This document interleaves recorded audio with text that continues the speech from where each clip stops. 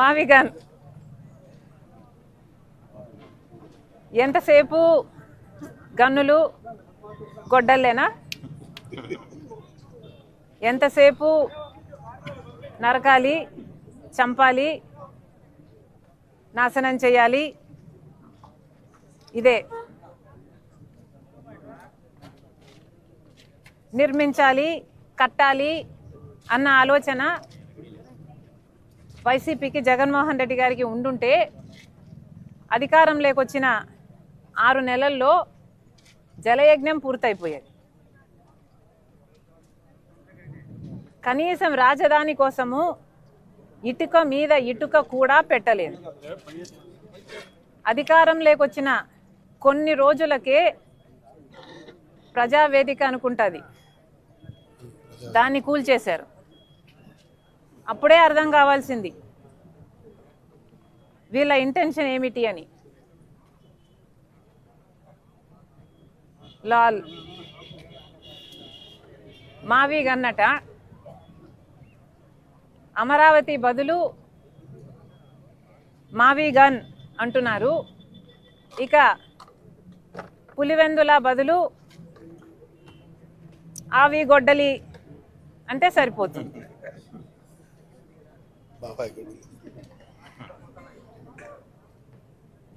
ఎలాగో మీరు గన్నులు గొడ్డళ్ళు మావి గన్నుకు మీ పేరు పెట్టండి, పులివెందలకి అవినాష్ పేరు మీద ఆవి గొడ్డలి పెట్టండి. మీ పేరులోనే ఉన్నాయి. గన్ను, అవినాష్లో నాశనం, ఇంకా వేరే ఏం చెప్పాలి మీకు?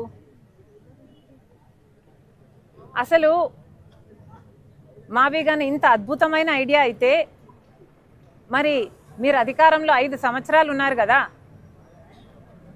మరి గాడిదలు కాసారా? ఎందుకు అమలు పరచలేదండి మావిగన్ను? మావిగన్ను నిజంగానే అంత అద్భుతమైన ఐడియా అయితే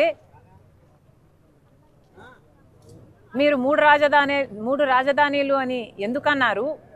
మావిగన్ను ఎందుకు అమలు పరచలేదు? ఆ 5 సంవత్సరాలు గుడ్డిగుర్రాలకు పళ్ళు దోమారా, లేక నిద్రపోయారా? ఏం చేశారు? పైగా మావిగన్ను మీద మా వైఖరి ఏంటో చెప్పాలట. ఎవరైనా ఒక జోకు వింటే నవ్వుతారు, అదే దాని మీద వారికి ఉన్న వైఖరి అని అర్థం. ఆ నవ్వే. మళ్ళీ దాని మీద ఇంకొక వైఖరి అనవసరం. అమరావతి మీద కాంగ్రెస్ పార్టీ వైఖరి చాలా స్పష్టం చేశాం ఇదివరకే. పార్లమెంటులో కూడా మా మణికం ఠాగూర్ గారు కాంగ్రెస్ పార్టీ వైఖరి మళ్ళీ స్పష్టం చేశారు. మేము అమరావతికి మద్దతు ఇస్తూనే అమరావతికి అప్పులు ఇవ్వకండి, అమరావతి కట్టడము కేంద్రం బాధ్యత, అమరావతి కట్టడానికి ఎన్ని అయితే డబ్బులు అవుతాయో పూర్తిగా నిధులు ఇవ్వండి తప్పితే మాకు అప్పులు ఇవ్వద్దండి అని చెప్తూ స్టేట్ రీఆర్గనైజేషన్లో పెట్టిన అన్ని వాగ్దానాలను, హామీలను కూడా గుర్తు చేస్తూ అవన్నీ కూడా నెరవేర్చాలి అని పార్లమెంట్లో కాంగ్రెస్ పార్టీ తరఫున మాట్లాడడం జరిగింది. అది మా వైఖరి. ఇంకా మీకు స్పష్టంగా అర్థం కాకపోతే ఇప్పటికైనా అర్థం చేసుకోండి. మేము కాంగ్రెస్ పార్టీ తరఫున అమరావతికి మద్దతు ఇవ్వడమే కాదు, అమరావతికి కావాల్సిన ఏ సహకారమైనా కాంగ్రెస్ పార్టీ తరఫున మేము చేయటానికి సిద్ధంగా ఉన్నాం. ఒక్క నిమిషం, లెట్ మీ కంప్లీట్ ఇట్. కేవలం అమరావతికి మేము మద్దతు ఇచ్చినందుకు, మావిగన్ను ఒక జోక్ అని మేము అన్నందుకు నేనేదో ఎవరి దత్తపుత్రిక, మోదీ గారి కూటమి దత్తపుత్రిక, కూటమి దత్తపుత్రిక అని మాట్లాడుతున్నారు. పచ్చకామర్లు కమ్మినోనికి లోకమంతా పచ్చగానే కనిపిస్తుందట. జగన్మోహన్ రెడ్డి గారు బీజేపీతో అక్రమ పొత్తు పెట్టుకున్నారు. ఎందుకంటే బహిరంగ పొత్తు పెట్టుకునే దమ్ము లేదు, ఆయన ఓటు బ్యాంకు అనుమతించదు. కాబట్టి బీజేపీతో, మోడీతో అక్రమ పొత్తు పెట్టుకున్నారు. మోడీ గారి దత్తపుత్రుడిగా ఇన్ని సంవత్సరాలు అధికారంలో ఉన్న ఇన్ని సంవత్సరాలు ప్రతి బిల్లుకు మద్దతు ఇచ్చారు. కాలర్ పట్టుకొని ప్రత్యేక హోదా తీసుకొస్తాను అని ఓట్లేయించుకున్న జగన్మోహన్ రెడ్డి గారు ఒక్కసారి కూడా ప్రత్యేక హోదా గురించి మోడీ గారి దగ్గర ప్రస్తావన తెచ్చిందే లేదు. కాబట్టి వీళ్ళు మోడీ గారికి దత్తపుత్రుడిగా బీజేపీతో అక్రమ పొత్తు పెట్టుకున్నారు. కాబట్టి మేము కూడా అలాగే వ్యవహరిస్తున్నామని వీళ్ళు అనుకుంటున్నట్టున్నారు. అయ్యా, మాకు అవసరం లేదు. చంద్రబాబు గారితో మేము అక్రమ పొత్తు పెట్టుకోవాల్సిన అవసరం మాకు రాలేదు, మాకు రాదు. ఇది కాంగ్రెస్ పార్టీ. రాజశేఖర్ రెడ్డి గారు ఏ లెగసీనైతే కాంగ్రెస్ పార్టీకి వదిలి వెళ్ళారో ఆ లెగసీని మోస్తున్న వాళ్ళం మేము, ఆ ఐడియాలజీని మోస్తున్న వాళ్ళం మేము.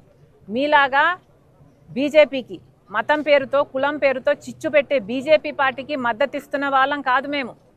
రాజశేఖర్ రెడ్డి గారు నిజమైన వారసులుగా, ఐడియాలజీకి మేము నిజమైన వారసులుగా మేము బీజేపీకి వ్యతిరేకంగా పోరాటాలు చేస్తున్నాం. కులాన్ని మతాన్ని అడ్డు పెట్టుకొని ఆ పేర్లు వాడుకొని చిచ్చు పెడుతుంటే మేము వ్యతిరేకిస్తున్నాం. పైగా ఏమన్నారండి, బొత్స అదేంటిది కాదు ఆయన కాదన్నా, మొన్న మేము కుక్కలమని ఒప్పుకున్నాడు కదా, ఆయన పేరేం పేరు, మేము కుక్కలము అని ఒప్పుకున్న వాళ్ళు మొరుగుతారు. అది వాళ్ళ నైజం. మేము సమాధానం చెప్పాల్సిన పని లేదు. కానీ మేము ప్రజల పక్షాన పోరాటం ఏం చేశాము అని అడుగుతున్నారు కదా. మేమేనండి ప్రజల పక్షాన పోరాటాలు చేస్తున్నది. విశాఖ స్టీల్కైనా మేమే పోరాటాలు చేశాం, రైతుల పక్షాన మేమే పోరాటాలు చేస్తున్నాం. ఇప్పుడు ఉపాధి హామీ పరిరక్షణ యాత్రగా 50 రోజుల వ్యవధిలో ప్రతి పార్లమెంటులో 2-3 గ్రామాలు తగిలేటట్టు యాత్రలు చేసింది మేము, మీరు కాదు. వైసీపీ చేసిందల్లా బల ప్రదర్శన యాత్రలు. ఆ యాత్రల్లో భాగంగా జనాలు కార్ల కింద పడుతున్నా పట్టించుకోకుండా పోతున్నది మీరు. మూకల పిచ్చి ఉన్నది మీకు, మాకు కాదు.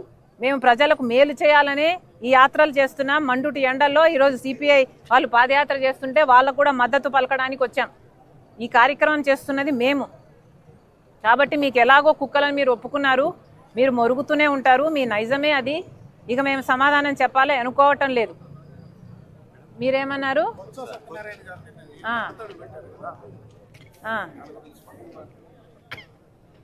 బొత్స గారు నిండు అసెంబ్లీలో రాజశేఖర్ రెడ్డి గారిని చులకన చేసి మాట్లాడితే, విజయమ్మ గారిని అవమానిస్తే, ఆ రోజు నిండు సభలో విజయమ్మ మా అమ్మ కంటతడి పెట్టుకున్నారు. అప్పుడే కాదు, ఇంటికి వచ్చి కూడా ఆ రోజు చాలా బాధపడ్డారు. నేనే ప్రత్యక్ష సాక్షిని.